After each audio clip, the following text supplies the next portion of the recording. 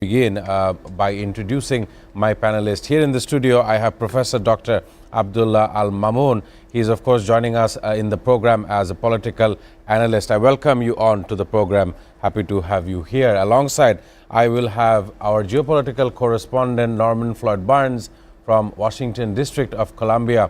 I want to begin with Norman because from what I knew, yesterday we spoke about Iran, we spoke about the Strait, and we were looking forward to a deal and a deal between the U.S. and Iran. However, late last night we've seen strikes in southern Iran in or around Bandar Abbas, the port area. And what we know, the entire media organizations from around the world are stating that the U.S. had retaliated in self-defense. I want to know more about this very issue, as this week Muslims from around the world will be celebrating Eid al-Adha, or the Hajj pilgrimage. I want to get a know-how of what self-defense means in this kind of situation. We've seen fighting in southern Iran. I want to get a comment before we can begin from Norman. A very good morning to you, sir. Greetings and good morning from Washington, D.C. Today we wake up with the information that a self-defense prescribed by the Pentagon, a self-defense attack was made in southern Iran on missile sites, several missile sites, and the what they call the boats carrying the mines, the small boats carrying the mines. This was indicated that we indicated that this was done because of the defense of the troops, as the president stated, the mines and the missiles. This information emanated from the intelligence gathered from that region that Iran was planning to do something. So ironic, just as the pattern moves on, as we get closer to a ceasefire, a closure to the war, a military action takes place. Some justification, some intelligence came through, and the military took action. How this affects the talks, I do not know, but they are indicating right now that the ceasefire communications and discussions are still moving forward, even after this incident.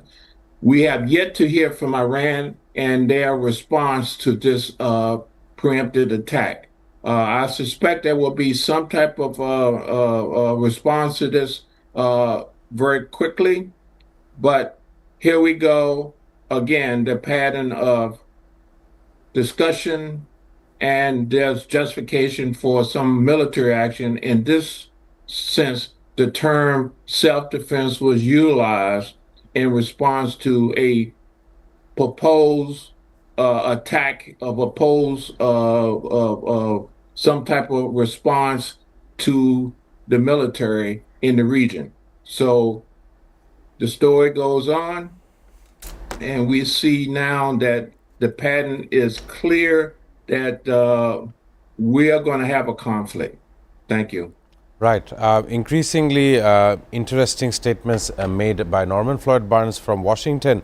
As I also must add on here that the U.S. Secretary of State Marco Rubio said in an agreement with Iran, he is being said that the wordings of the deal is the issue which it is being held up, echoing comments from U.S. officials that disputes over language on Iran's nuclear program and lifting of sanctions have held this entire negotiation process held up. I want to focus in the studio with Dr. Abdullah Al Mamoon. You are hearing Norman Floyd Barnes trying to define what self-defense actually meant in this kind of scenario. We've seen the Strait of Hormuz, a disputed territory even today, even while this negotiation phase is happening. I believe it to be in Doha, as U.S. and Iran negotiations are happening there. Just want to get know-how from you. Right now, Middle East is also hosting the annual Hajj pilgrimage as well. But more on how you feel that the U.S. is doing in Iran in the Strait of Hormuz. No, I mean, first of all, this is unfortunate when we are hearing very good words from both the sides, as you said, in terms of wealth acquisition, nuclear redemption and other factors. And particularly when the discussion has been kicked off already, as far as I understand, in Doha. In the midst of that, this kind of self-defense attack, I didn't get full from Norman. It will be very fascinating hear from you, Norman, further on this. And I'll be looking forward for your discussion. Maybe we'll have another chunk of discussion on this. But it is unfortunate. Let me take you back to Geneva when this war broke up. 6 weeks before, the discussion was going on. Right. And the war broke up. US attacked Iran. And now this, when the Doha discussion is going on, and people are thinking, particularly believing to the statement of the US Security Secretary, that something positive is going to happen. And after the attack, he reiterated the same statement that hope remains to sign agreement between US and Iran. And if I'm not wrong, the negotiation is going for next 3 months.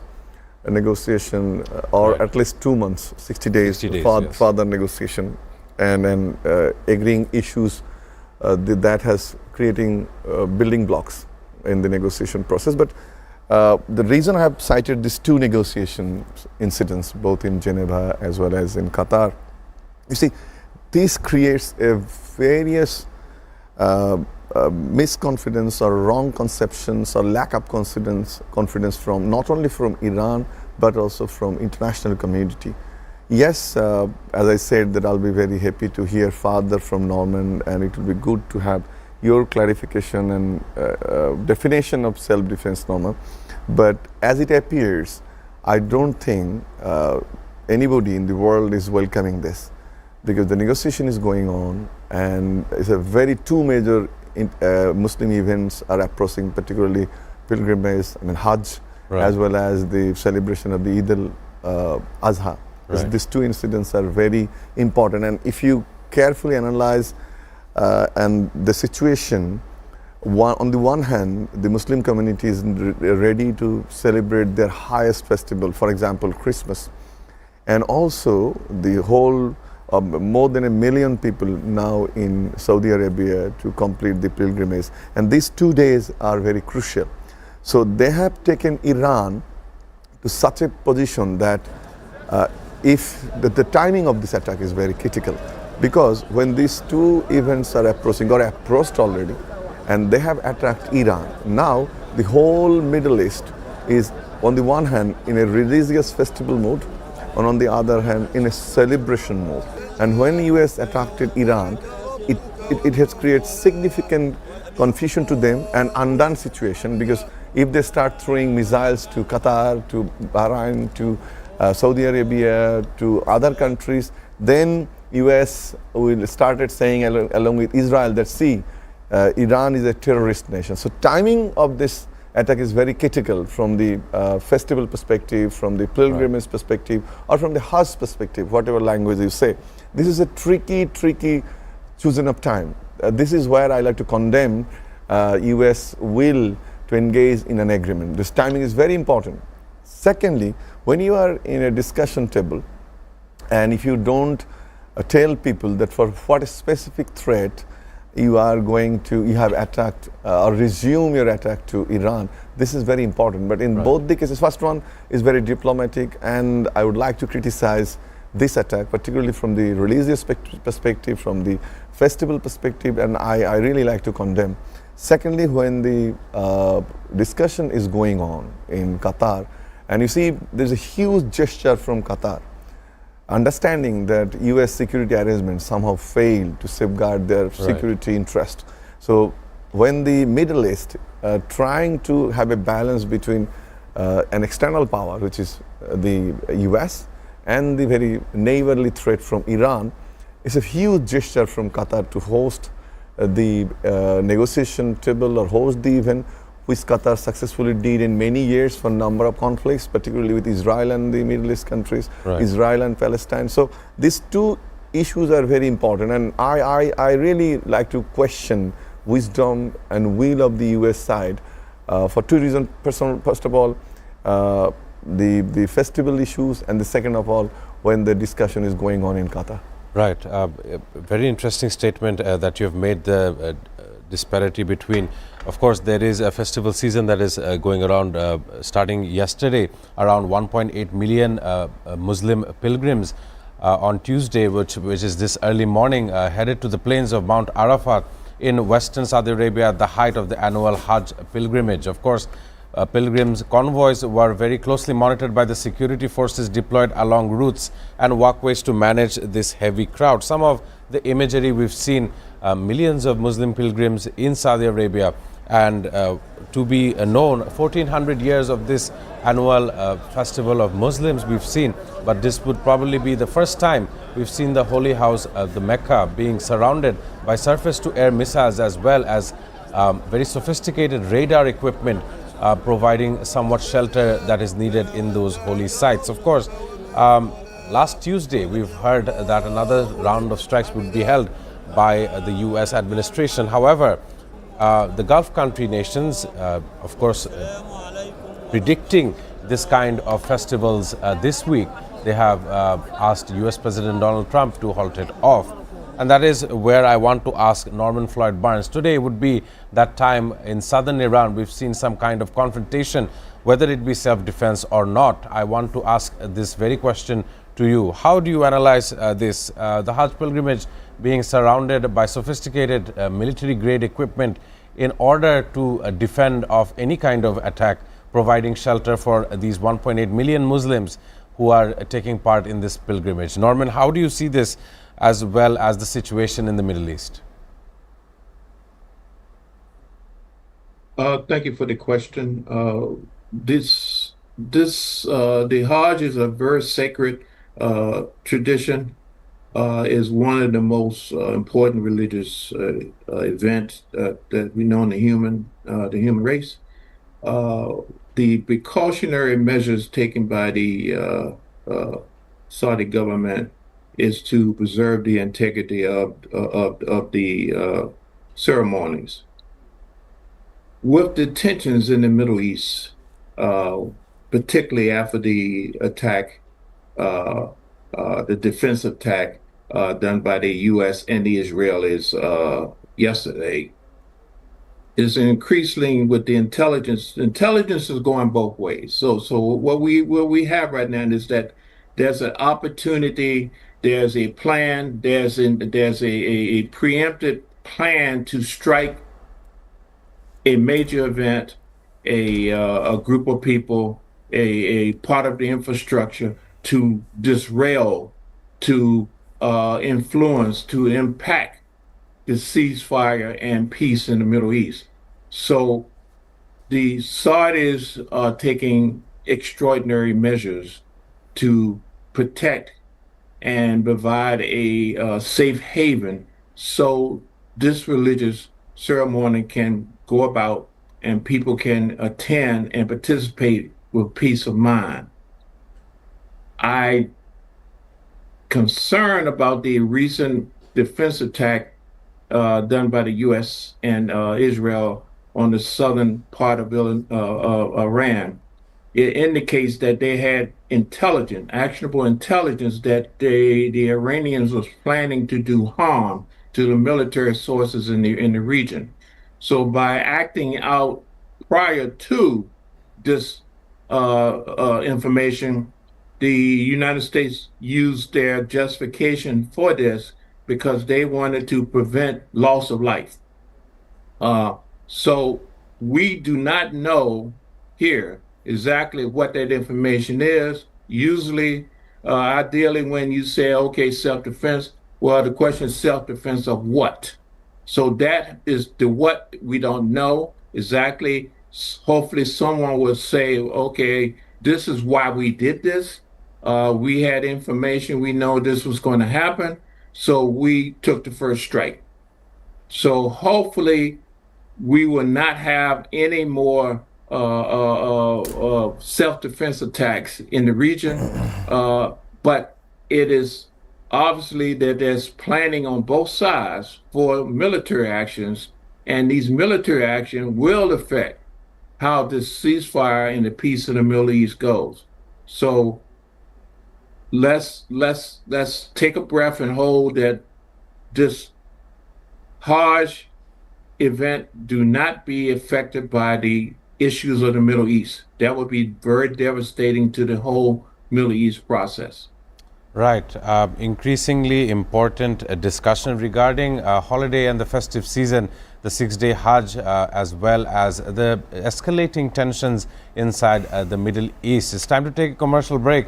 Afterwards, we discuss how leaders of various countries are observing this very event in the Middle East. The 6-day Hajj program, of course, includes the standing at Mount Arafat today, overnight stays at Muzdalifah, the symbolic stoning ritual, and the farewell circumambulation at the Grand Mosque in Mecca. With that being said, it's time to take a commercial break.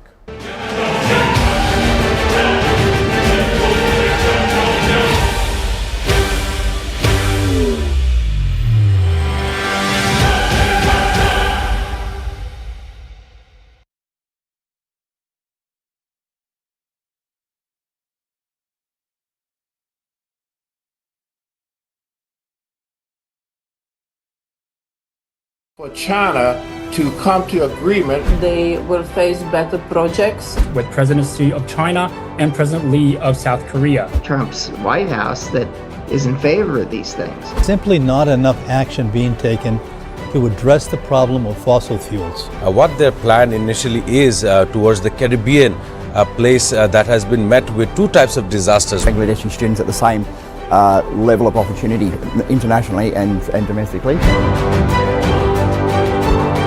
International Affairs. Watch every Sunday to Thursday at 2 p.m. only on SATV and SATV Digital. Hello and welcome to International Affairs, and my name is Shamsul Alam Pantha. I don't see an easy resolution to this because every slight deviation from the plan, opening an open war conflict with them, testing nuclear missiles, Russia's announcement of these supposedly successful testing, special and exclusive footage that is being played on SATV's screen, really coming to terms with Hamas. Damage estimated between this entire issue. President Trump is expected to hold bilateral talks, preserving biodiversity and tackling climate change. We cannot protect the planet before we negotiate peace. Where is it going? Is it understanding the needs of its people before the needs of this global world? For China to come to agreement, they will face better projects with President Xi of China and President Lee of South Korea. Trump's White House that is in favor of these things. simply not enough action being taken to address the problem of fossil fuels. What their plan initially is towards the Caribbean, a place that has been met with two types of disasters. Bangladeshi students at the same level of opportunity internationally and domestically. International Affairs. Watch every Sunday to Thursday at 2 p.m. only on SATV and SATV Digital.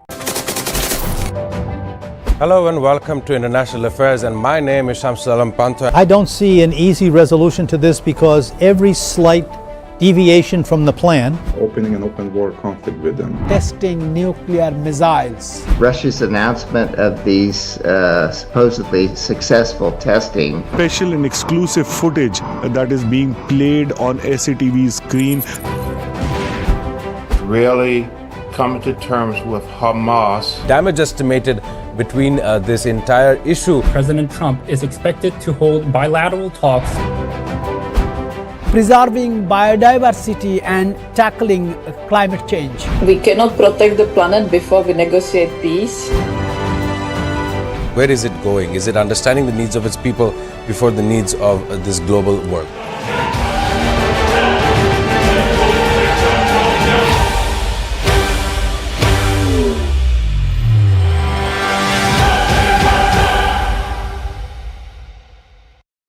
Welcoming our viewers back on International Affairs. I'm joined with Norman Floyd Barnes from Washington, D.C., as well as Professor Dr. Abdullah Al Mamoon here in the studio. I want to just get a brief comment. As we were discussing the Iran issue, some of the feelings that you are getting, believe some relatives are in the Middle East, as you were saying, behind the scenes. I just want to get a short comment before I can change the discussion towards the third visit of the nation capital to China. So, your feelings? You see, I would like to see and reflect to this issue quite differently. First of all, perhaps I am correct with this information that never at the time of the holy big events, security arrangement has been enhanced after the era of the so-called terrorist attacks and the terrorist groups. And I can clearly recall in Saudi Arabia, we have never seen this kind of arrangement. And my second issue is I don't think Iran would be that much crazy or mad to attack Saudi Arabia at the time. Especially during this time, yeah. Of course, what I said, the Eid and the pilgrimage, Hajj. No way Iran would do it because 1.82 million Muslims from all over the world are now in Saudi Arabia. Rather, Iran would try to make sure that pulling his hand or its hand that I'm no yet to it, because Iranian citizens are also there. Right. They are in the pilgrimage. So this is the first point, that, and a strong point, that Iran would not be mad, would not be crazy, in fact, to attack this in Saudi Arabia, particularly inside the holy Makkah at the time of this situation of Eid and the pilgrimage. And secondly, what I said, that Mecca has never been surrounded with so many missiles, air defense system, etc. And this is where I see the politics. A message is given by Saudi Arabia to international community that we have security information, what Norman has said, and we are safeguarding you because of the threat from Iran, which is a terrorist state. The rhetoric, the narrative US and Israel is trying to develop for many years, and where Saudi Arabia recently a part of it, they are trying to develop the narrative. Look, we have security information. There can be attack from Iran. Thereby, you Muslim brothers, you are here for a holy event, and we are making sure your security. But I think, you see, people, at least with minimum sanity, can understand that Iran, what I said, that would not be mad to attack Saudi Arabia, particularly at the time of the Hajj. So this is basically a kind of a strategy or narrative development by Saudi Arabia, along with USA perhaps, that due to the threat of a terrorist state, Iran, we are having this arrangement. I don't really see any meaning of it. Right. Of course, excellent take regarding the current situation inside Middle East, and of course in a broader context inside Saudi Arabia. Of course, Iran will definitely not take this kind of heinous actions towards their neighbor in Saudi Arabia, as Muslims are not heinous, not only that, the right word should be foolish action. Right. As mentioned by Professor Dr. Abdullah Al Mamoon, a very interesting debate. However, I want to focus on China, because of course we've seen in the span of last 2 weeks, the US President and the team of CEOs had visited China with ending deals, multiple deals on various markets, various segments as well. And then we've seen Vladimir Putin, leader of Russia, visiting Xi Jinping of China. And afterwards today, we hear news of the Pakistani Prime Minister Shehbaz Sharif had arrived in China for a 4-day visit. And of course, this would include a concentration of high-tech industries, agreements signing by both of the nations worth $1.2 billion at the Pakistan-China B2B investment conference. I want to ask Norman Floyd Barnes, Pakistan's role has been very crucial in the last couple of weeks, especially because of their negotiating stance between the US and of course Iran. However, China has stepped in on various fronts as well. We were discussing how China is helping Cuba, an island nation that has been affected by various issues as well. But this time around, the Pakistan-China friendship seems to be taking a very positive role. I want to get a comment from you, how you see these two nations playing out, spanning out in the coming days. Their economic ties is what making the headlines from around the world. Norman, how do you see the friendship between these two nations? The friendship, the business agreement is progressing forward. because they have a common goal. The goal is to provide an alternative to the current situation in the world. Right now, the U.S. dollar is the dominant force.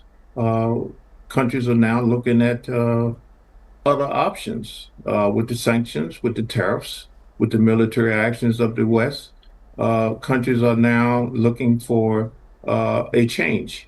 So they are now communicating more intensely with each other to work out a way so they can do most of their business, their commerce, their trading, and their relationships be more of a local instead of a international or global sense in terms of dealing with the Western world. As you know, the global South is emerging. Countries you mentioned here are now engaging. Pakistan is taking a very pronounced role in negotiation. They're getting a lot of credibility. They have a lot of impact into the region of South Asia.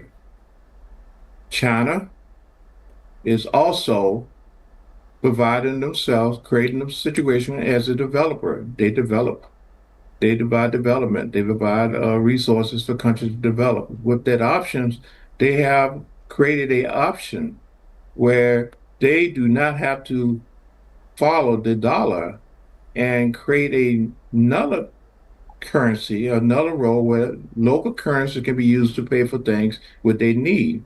This is something China will prevail in because they are now able to build and develop. And they also have the alternative. The alternative is sustainable energy. Sustainable energy is something they create, they produce, and they are able to issue this, sell this to other countries, the countries that need right now who are suffering from the energy crisis at a rate that they can afford, basically local funds. Right. So now this shift has changed from the petrol, the dollar, to local currency to meet the needs they have. Before they had no choice, they had to use the petrodollar or the dollar, and if they did not follow that, they was subject to sanctions, restrictions, and tariffs.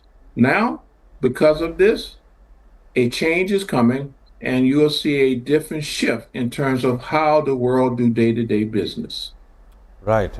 Important statements from Norman Floyd Barnes. We understand that the Pakistan-China friendship and the ties between the two nations will, of course, have sharing of the technology advances of both nations. However, coming to the studio with Professor Dr. Abdullah Al Mamoon, you know, Marco Rubio is in India, and it's not because to only repair the Narendra Modi and Donald Trump's relationship.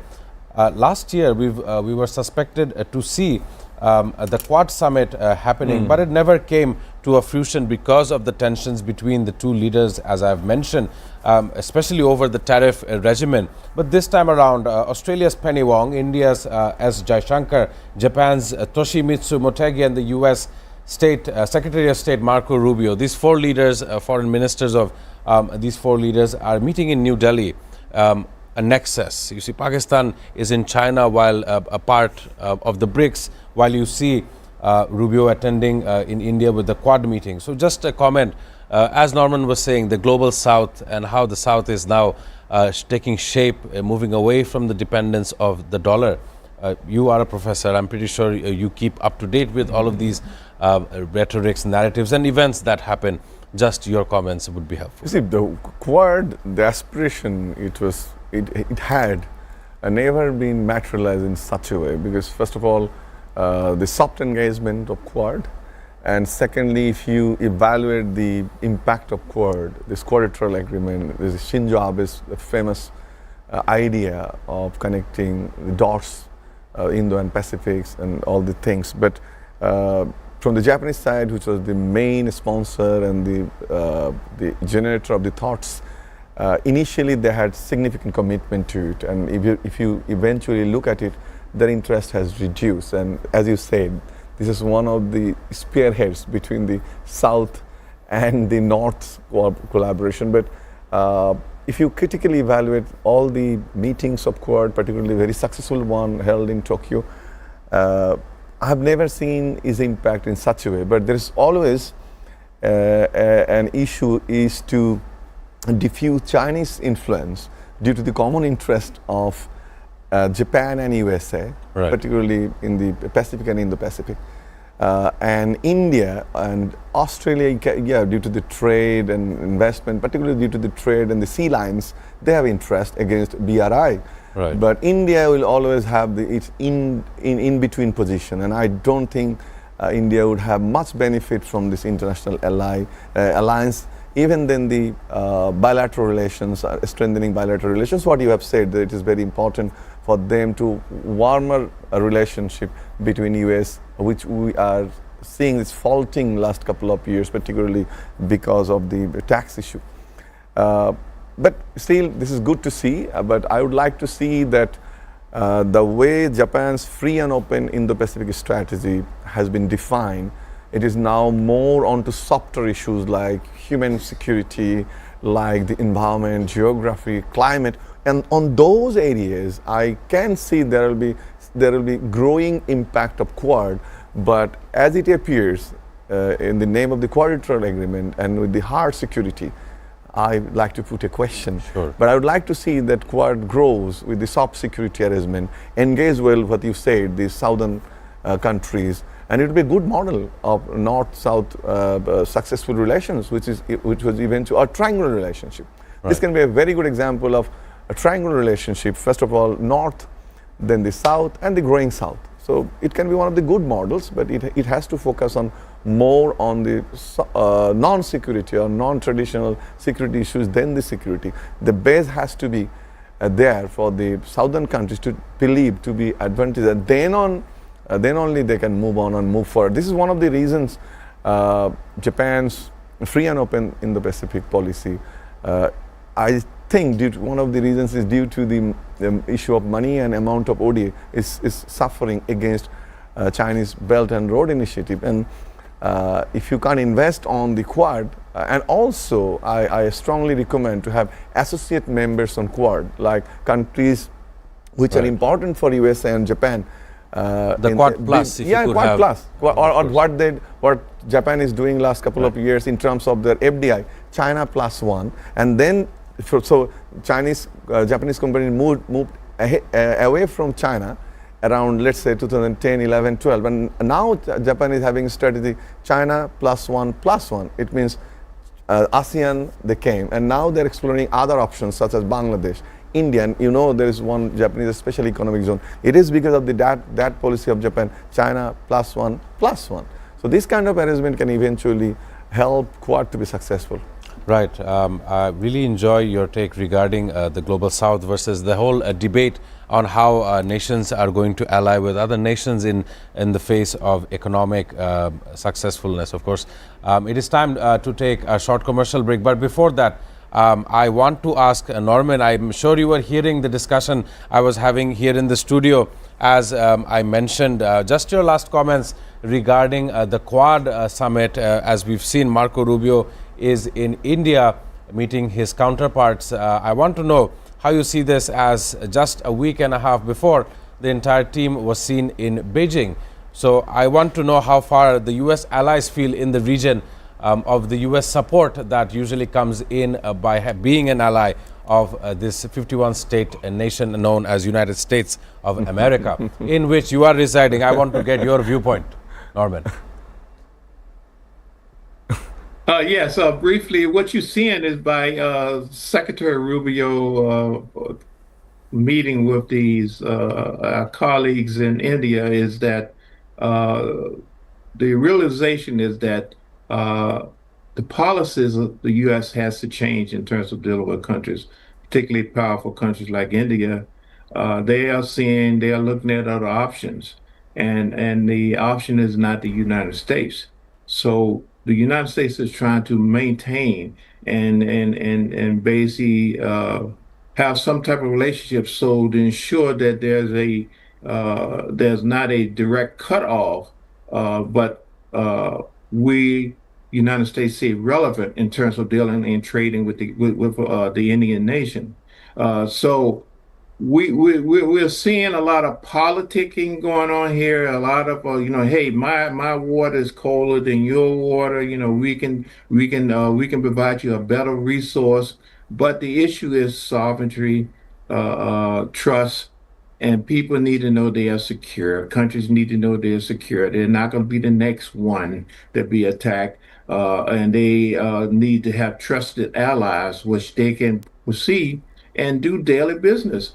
Peace of mind. Right now, there's no peace of mind. Right now, you don't know if you're the next number up, or are you safe, or are the conditions changing. So without the uncertainty, it's hard to do daily business if you do not know exactly where your country stands in terms of stability on the global field.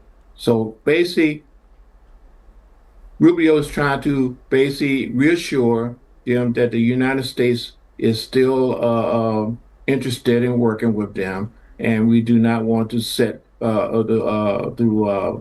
several ties. We want to stay relevant. And yes, you can talk to the global south, you can talk to China, you can talk with whoever, but we still want to understand that we are still here, and we want to do business with you. Thank you. Right. Thanking Norman Floyd Barnes for your excellent use of metaphors in your statement. Of course, peace of mind and how politicians and leaders across the world, their simple commentary can have an adverse reaction on the markets, as we've seen in the last 88 days in the Middle East, in between the US, Israel and Iran. It's time to take a short commercial break. Afterwards, we discuss some pressing issues regarding our region as well.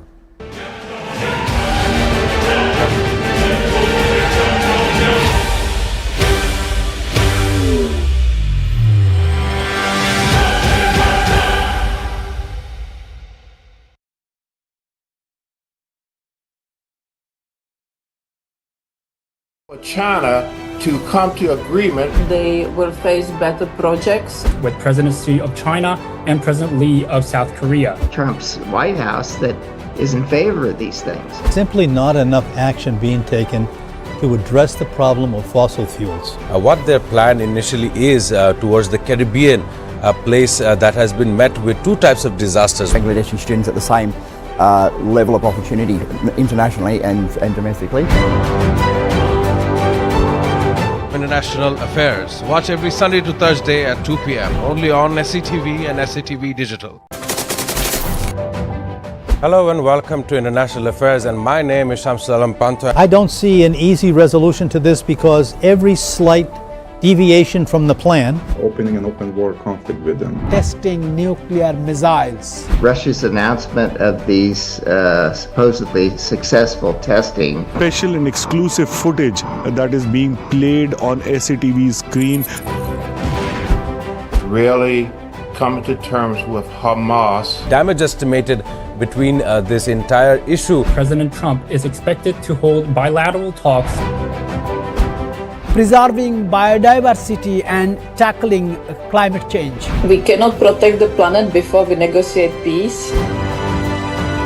Where is it going? Is it understanding the needs of its people before the needs of this global world? For China to come to agreement, they will face better projects. With presidency of China and President Lee of South Korea. Trump's White House that is in favor of these things. simply not enough action being taken to address the problem of fossil fuels. What their plan initially is towards the Caribbean, a place that has been met with two types of disasters. Bangladeshi students at the same level of opportunity internationally and domestically. International Affairs. Watch every Sunday to Thursday at 2 p.m. only on SATV and SATV Digital. Hello and welcome to International Affairs, and my name is Shamsul Alam Panto. Affairs. We were joined with Norman Floyd Barnes from the District of Columbia, Washington, while discussing various issues here in the stage with Dr. Abdullah Al Mamoon as well. One of the epidemics I want to now bring in is pertaining our nation of Bangladesh. It is not only a measles outbreak that we're dealing with, but also an outbreak of joblessness, and it's increasingly becoming hard to find jobs for those who graduate out of the tertiary education. I want to ask Professor Abdullah Al Mamoon, who has been recently appointed a member of the University Grants Commission. This is one of those instances that has been plaguing Bangladesh for the various years, many years. We see fresh graduates on a yearly, annual basis. However, it is becoming increasingly challenging for them to find places of work, to attain a proper position at say more or less a good moderate standard of livelihood, right? Right. So that is exactly what I want to ask you. How do you see the coming days, and how would you observe what would be the steps in emerging the private sector industry with those who are a fresh batch of annual graduates that we find? You see, you're absolutely correct. Number of graduates we are producing, regardless from public university or from private university, which has been mushroomed in last 2 decades, particularly at the time of the fascist regime, because of the nepotism. Number of fascist leaders have been awarded with different type of businesses, and a number of their leaders have taken that opportunity from the government, established number of public and private universities, and where the employment crisis of employment is very high. Also, we should not forget the vulnerability of the public university students, where the curriculums, although it's evolving, but yet to feed the demand of the growing industry, regardless of government or the public or private industries.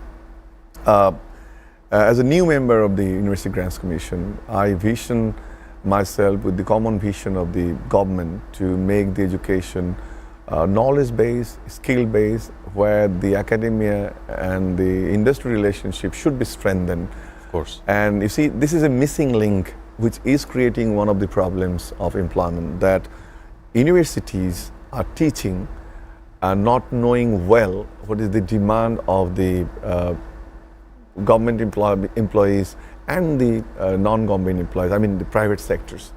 I'm not saying it is equally true to all the subjects, but almost 90 to 95% subjects, those are not looking at the market demand and producing the graduates in such a way that feed the need of the nation on the one hand, and also offers a moderate lifestyle for the youth, not to be the victim of brain drain and explore options elsewhere, even in Malaysia, even in neighboring Nepal, even in Maldives, for the better life, for the better living, for the better employment.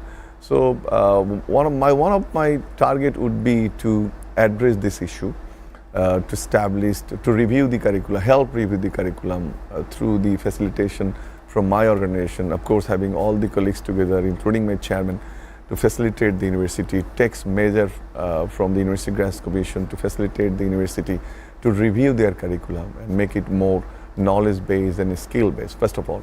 Secondly, there has to be academia-industry relationship, stronger relationship. And if that stronger relationship is established, of course, driven by a very knowledge-based and skill-based curriculum, which is also the vision of this government and particularly our Prime Minister, then I think the issue we are talking about the employability and the living a good life would address in maximum. But the issue is, you will rarely see academia industry meeting in Bangladesh's universities. We held seminar, we held discussion, but we rarely invite the industry to our place to help review our curriculum. Where are the flows? Where we need to work? What is your input? What you need? What do you want from our students to enrich their capacity, enrich their skill, to be employed to your institution? You see, I started mostly in UK, and perhaps I witnessed a number of events every year where my department, business and economics department, were inviting the local industries, including Volkswagen, including Mercedes, including Microsoft local office, BBC.